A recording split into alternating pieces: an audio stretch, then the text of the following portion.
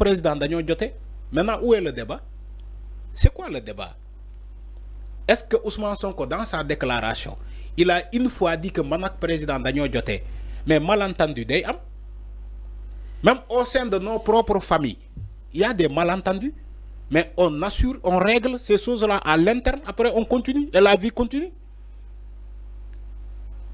Mënoo dundu ci kaw suuf te doo am jafe-jafe ak nit, même ton propre frère laa la wax léeg-léeg ngeen waroo ci ay kaddu bay seen baat yi di jóg, après vous réglez ces problèmes là avec vous continuez.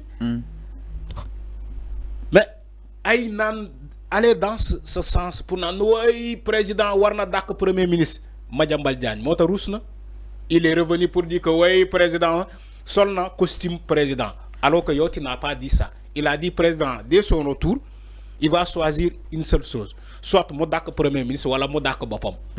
Mais est-ce que président def na ci ñaari lu mu wax? Mais defu ko. Pourtant il est revenu pour dire que oui président mu ngi doog a sol costume am Madiambal Diagne. À quoi il se fout des gens quoi le gars. Si tu es sans argument il faut se taire. Gis nga da ngay wax ay wax ba pare tu deviens ridicule.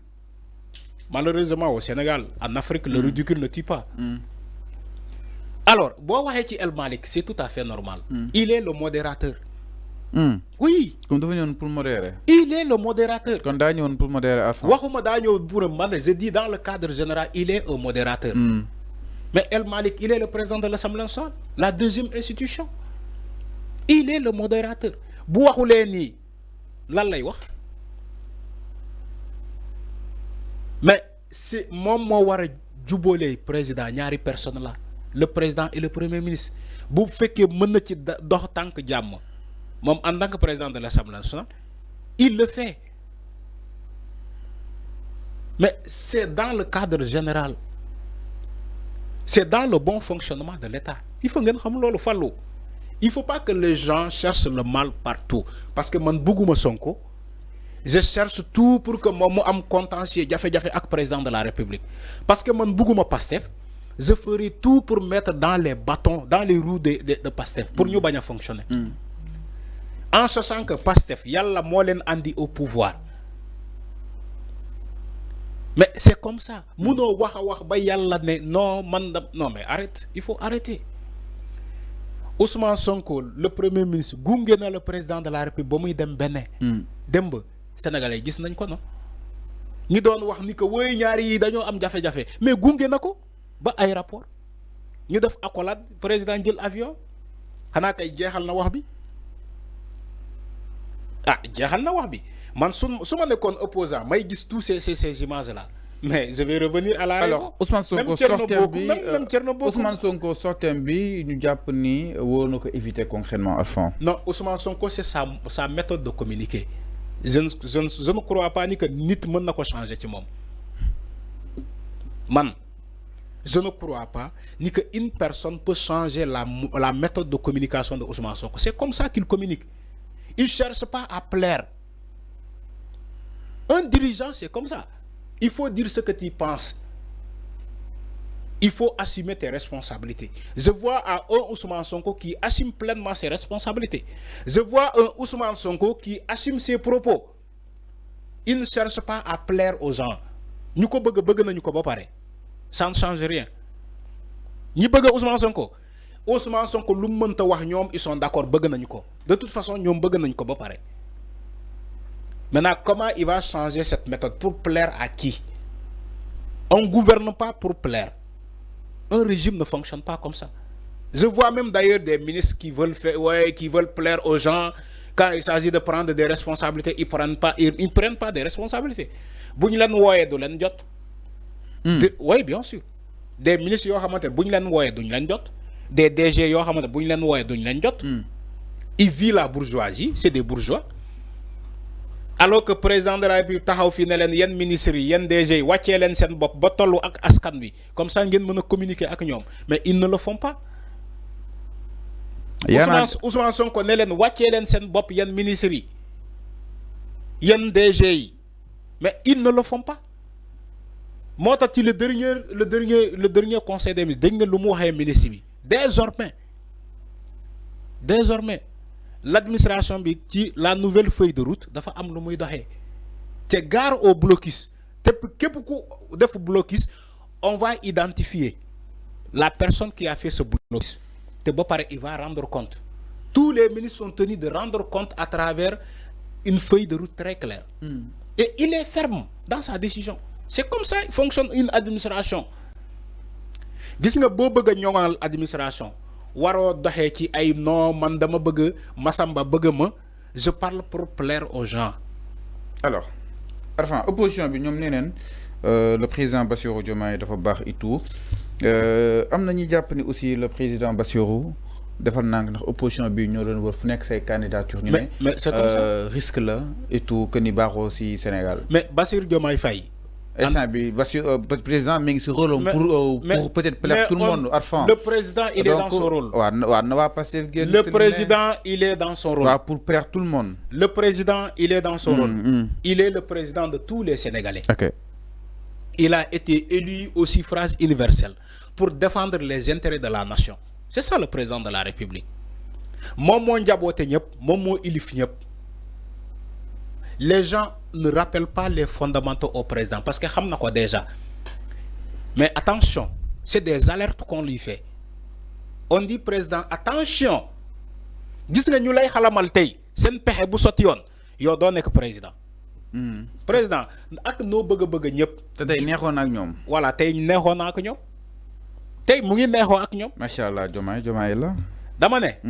Ak sénégalais luñ la bëgg. Bul faté fi nga joggé yow. Bul faté fi nga bok. Lolu mbir yalla moko wax.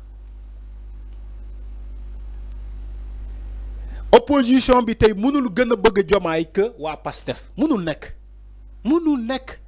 Ñi taxaw di ko naan yow ya gëna baax Sonko nit fitna la. Yow Diomaye yow ya baax Sonko nit fitna la ñooñu dañ lay jay donc bëgguñu la sen pexé bu sot yoon yow do nek président do mësa nek président sax Cap Manuel bi nga nekkoon do fa mësa joggé. C'est ça le système, c'est le système qui parle. Ces personnes là système mo leen yoni, ils font partie du système, c'est des lobbies qui sont là pour faire le sale boulot, pour isoler le président de son parti. C'est des lobbies, le système. Donc président mo wara xam ni que nit waruma meuna féwalé ak wa Pastef, nit waruma féwalé ak ñi bokkoon ak man te tak ci man ñi tax ma fallu. Te yalla xam na ni fallu yow mi tok xam nga ko. À part yalla ginaaw yalla Ousmane Sonko moo tax Diomaye fallu.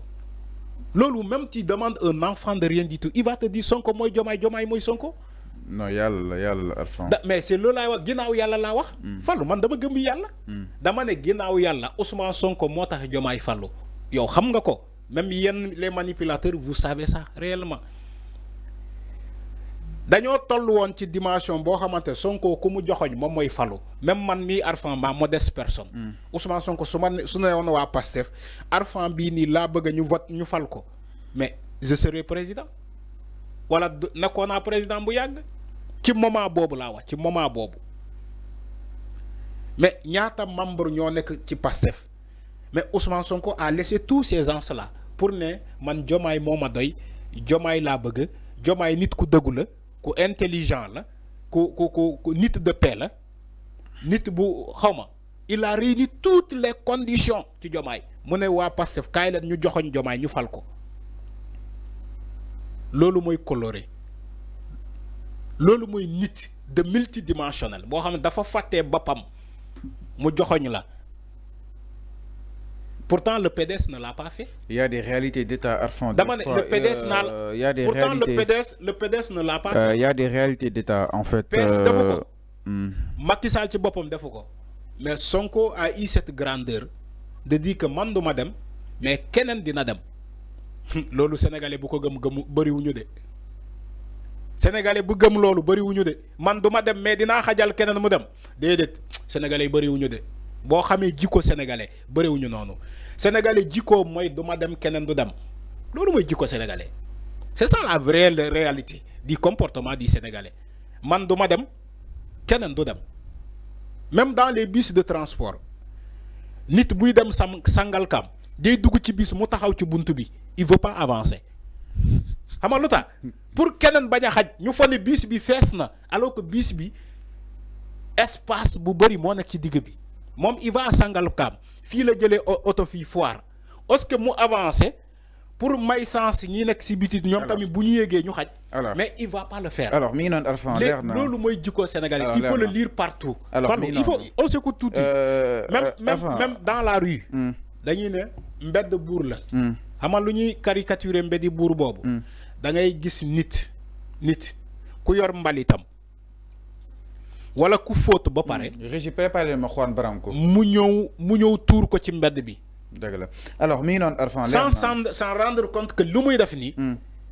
normalement dans un pays sérieux kenn waru ko def. alors mi ngi noonu exactement par rapport ak li nga xam ne que moo di wàllu wi la sortie justement de El Malick Ndiaye par rapport ak wàllu wuri mais alors Régis ñu préparé Juan Branco ñu daal ñëw si ki nga xam ne que moo di Juan nag mu daal yëkkati li nga xam ne que moo di ay kaddu donc on a enquête sur son arrestation Juan Branco cela fait 1 an que les autorités sénégalaises gardent silence malgré les multiples relances ñama ni kon nag ki nga xam ne que moo di Juan neen ginnaaw mu ko daal arrêté fii Sénégal autorité yu bees yi nag ñëw neen toll na si benn at mu leen koy daal di wax te itam